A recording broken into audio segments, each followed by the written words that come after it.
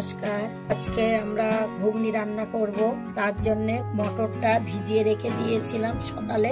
এই মটর ভিজে গিয়েছে আর আলু চৌকো চৌকো করে কেটে নিয়েছি। প্রেসার কুকারে সিদ্ধ করে নেব। আলুটাও মটরের মধ্যে দিয়ে সিদ্ধ করে নেব। অল্প একটু হলুদ দিয়ে দেবো, তাতে রংটা ভালো আসে। ঘুগনির জন্য মশলা নিয়েছি, পেঁয়াজ কুচিয়ে নিয়েছি, রসুন ছাড়িয়ে নিয়েছি, আদা ছাড়িয়ে নিয়েছি, দুটো টমেটো নিয়েছি, 6টা-7টা শুকনো লঙ্কা নিয়েছি। এবার মিক্সচারে দিয়ে পেস্ট করে নেব। ঘুগনি করার জন্য কড়া বসিয়ে দেব। কড়াইতে তেল দিয়ে দেব।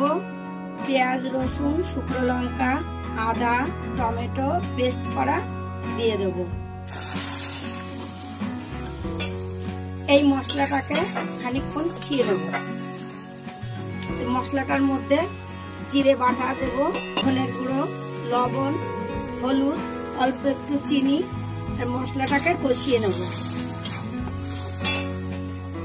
মশলার গাছ থেকে তেল ছেড়ে দিয়েছে আর একটু ছাবো। মশলাটার গা দিয়ে তেল ছেড়ে দিয়েছে, মশলাটা কষানো হয়ে গিয়েছে। এবার সিদ্ধ করা মটরটা দিয়ে দেবো।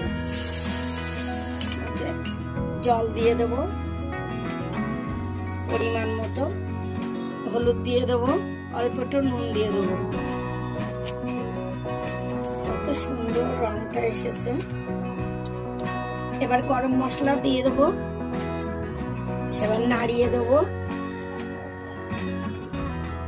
এবার নামিয়ে নেবো। একদম দোকানের মতো হয়েছে।